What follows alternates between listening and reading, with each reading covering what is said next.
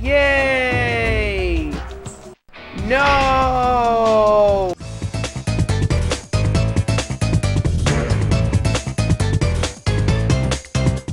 Hey guys, welcome back to the Crash Marathon. Today we are finally going to be wrapping up the marathon. Finally! So if you're just tuning in for the first time, I've already looked at almost every game in the series, and I know that I probably pissed somebody off, but hey, that's just how I feel with this series. Crash 3 in particular, where I really just couldn't put it above Crash 2. So really, Crash just seems to be falling into obscurity at this point. There have just been so many games that Radical or whoever were said to be working on but just got cancelled, like Crash Landed. But I suppose we can call Titans to be a bit of a reboot to the Crash series. And guess what? This was the first game released on some of the 7th gen consoles, so with bringing HD to the franchise, I would think that the games would look better. Well, Crash to the Titans. Honestly, going into this, that is one of the most clever names to ever grace a video game. It was a name based off Clash of the Titans, a movie. So the hype for this game was kind of insane. Fans really hyped up the reboot of the series, then the game was released. Well, oh boy, welcome back to the Crash Marathon.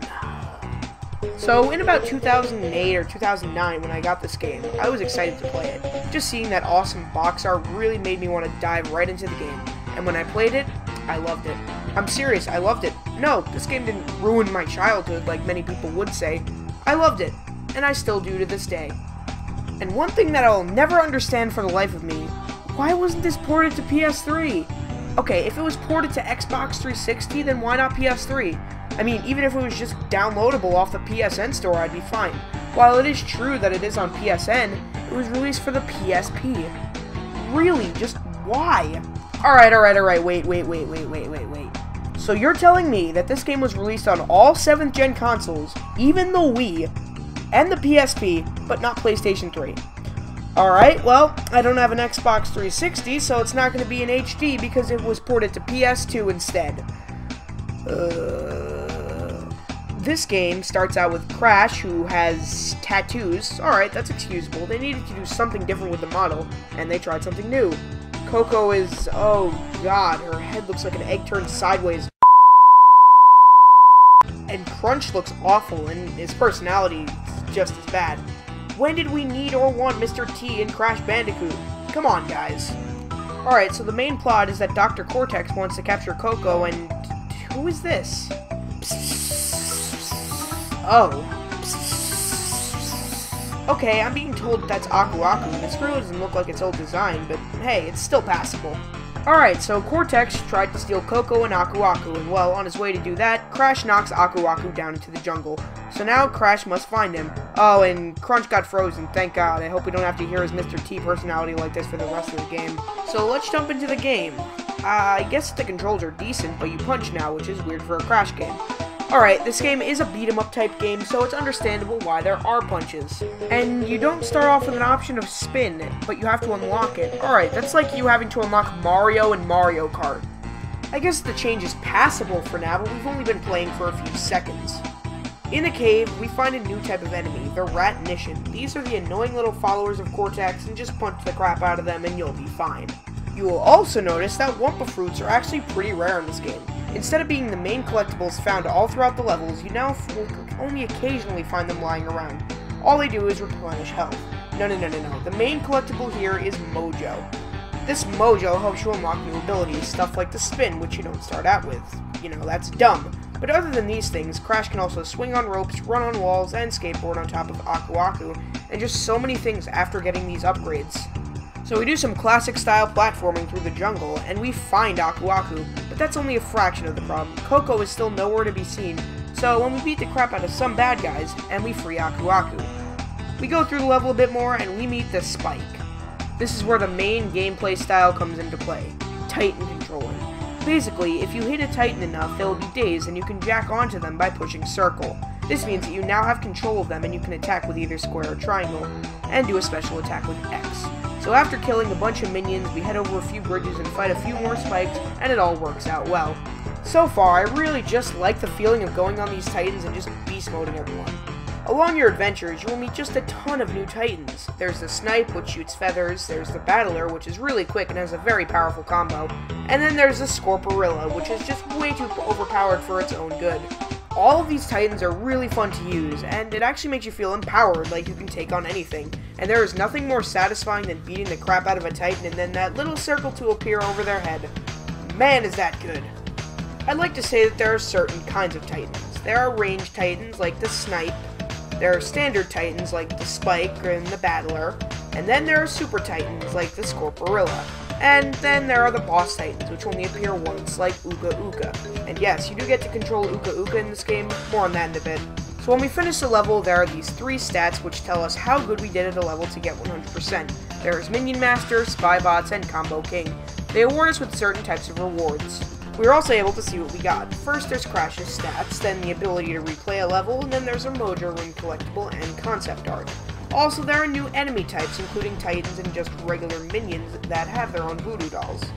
But why are there all these voodoo dolls? Doesn't that seem a bit strange? I don't know. There are also minigames involving Mojo that are in each level, which can be found with a blue thing. I don't know. In these, you can win Mojo Room voodoo dolls upon completing them.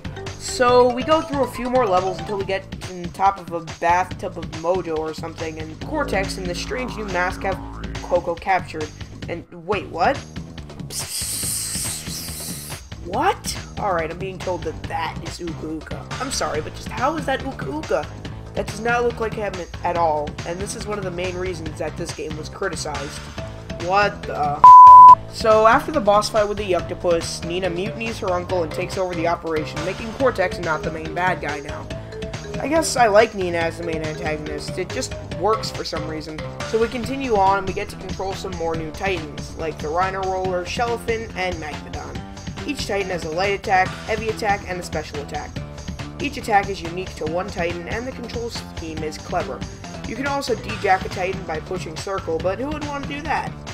And then we go on to Tiny. Oh boy. How is this Tiny? In older games, he looked like a super tough guy, but here... Crash, I really am cross with you. I'm just trying to do my job, and you go and cause all this chaos. I'm sorry, but I'm gonna have to eat your face. Oh gosh, my Tyson clone. Oh, kill it. Just kill it. This model is horrible, voice is horrible, not important. That really hurt. We go through a few more levels and go on to even more new titans, like the Stench, the Sludge, the Scorporilla, and the Ratsicle. My favorite titan in this game is actually the Ratsicle. I don't know why, but I love his attacks and moves for some reason. So then we fight Engine, and well, he plays piano while we shoot a bunch of targets. He has this new split personality thing, and I hate it. Ugh. But the bandicoots! I hate them with cheese! They made it here! Now they'll help us save Dr. Cortex! Don't be ridiculous! You're stupid! Hominid! We're with Nina now! We're with the winner! But Dr. Cortex, he's our friend! You don't have any friends! He always kicked you in the tuchus and other very gentle spots! But I liked it when he did that! Also, you start to notice here that this game tried way too hard to be funny. With Engine, this is completely apparent as he has probably the worst character change of all of them. Tiny and Uka Uka got the worst model change, but Engine especially tries way too hard to be funny. You see, Twinsanity was genuinely funny. It didn't try to force it down our throats, but the game was still hilarious. This game, on the other hand, forces it down your throat, and the humor is really weak here. At this point in the game, we start unlocking skins. Basically, if you have a skin on, you can KO that Titan in one hit and jack onto it. This makes the game too easy in spots. Oh, so the difficulty in this game is just weird. Sometimes it's too easy, but sometimes it's too frustrating, which makes for some really weird levels. Then we go through just a few more levels, finding new titans like the Battler and E-Electric, and we go to Uka Uka. He uses the Evolvo Rain from the very first game and turns into a giant titan. You then have to use titans like E-Electrics and Battlers to attack him, and then you get to take control of him, and you have to knock out 3 transponders. I guess that this boss fight is supposed to be cool, but oh my gosh, Uka Uka's model just ruins it. Yeah, it feels so wrong. So we just do a bit more running and gunning until the very end, where Nina and the Doominator are waiting. If you want to know the ending, buy the game and play it. I suggest you do. So basically, it's just a beat-em-up starring Crash. I feel like the game's biggest problem is just the characters, and it doesn't seem like a Crash game all that much. So there is one more element to this game that could bring it up. Co-op. In this mode, you can have a friend along with you on your adventure. This is the first time that this has happened since Bash, and well, it's actually really fun with friends. I, unfortunately, do not have any footage for it, because I only have one working PS2 controller as of right now. But when I used to play it, with one of my friends. So overall, Crash of the Titans is okay. It has some good, some bad, so it's okay. I really like the game, but that is probably a bit biased since I loved the game first time playing it, and I was young. Well, Crash of the Titans is just okay. It's not an okay like a low okay, it's more like a high okay. Almost good. This game just feels like just not a Crash game. Alright, with that, the Crash Marathon is over. Really, the series is fantastic and it has its high and lows. So guys, we're gonna wrap up. No! Oh no, please, no. Oh, I made a commitment. Oh, I shouldn't have. Oh boy. Crash Mind Over Mutant is different. I don't think that it's that good, but let's go more in depth. The story is that Coco wants you to... Wait, what? This is Coco? Alright, I guess it's better than the sideways egg. Anyway, she wants you to get her some parts so that you can power the eye of the Doominator that crashed on Wumpa Island. And when you get them, you see a commercial for a VR helmet. They get them in the mail and, well, they pretty much control Crunch and Coco's mind. And guess what? They brought back Embryo. Yeah, alrighty then. Crash feels just like how he did in Titans, so I don't need to explain it all that much. Titans now can actually jump, and you can store them in your backpack, meaning that you can bring Titans with you wherever you want, and that's pretty nifty.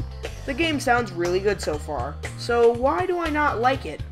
Alright, well, in Crash of the Titans, levels were pretty much linear, and they were broken up into episodes. Here, it is one big giant world, which feels nice like Jak and Daxter. But the world is so vast, and while this may sound a good thing, you know, being able to explore the world of Crash Bandicoot and all, but the one fatal flaw with this game is backtracking. It's so easy to get lost in this game that it is actually hard to believe. I played this game a lot, and I could not go on anywhere because I got lost so quick. The backtracking is tedious, and you just get lost in this game so easily. I will definitely admit that the cutscenes in this game are very unique, as almost all of them are in a different style from one another. Graphically, the game looks alright, and the music is not catchy, but it gets the job done.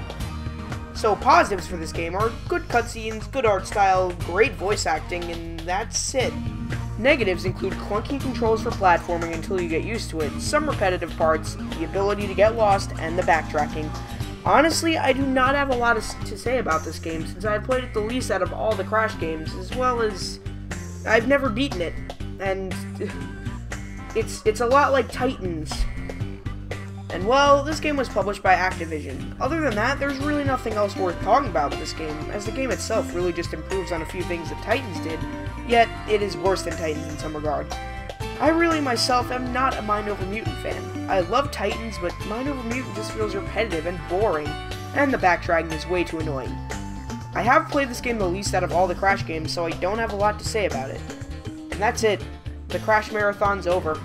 So I suppose that we could talk about why Crash has fallen into obscurity. Well, the prime reason is because of Activision.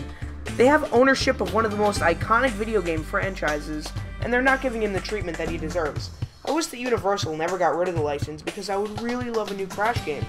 But the possibility of that really happening is unfortunately not that high. And we're done.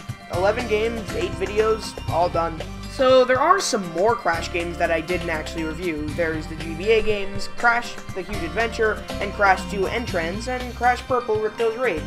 There's also the mobile game Crash Nitro Kart 2, and Crash Boom Bang, which is... yeah. So that's it for the Crash Bandicoot series. I hope you guys enjoyed all of these reviews. Next time, we're going to be taking a look at another trilogy. One of these games I have reviewed before. We're going to do a re-review of it though, and no, it's not Jak and Daxter.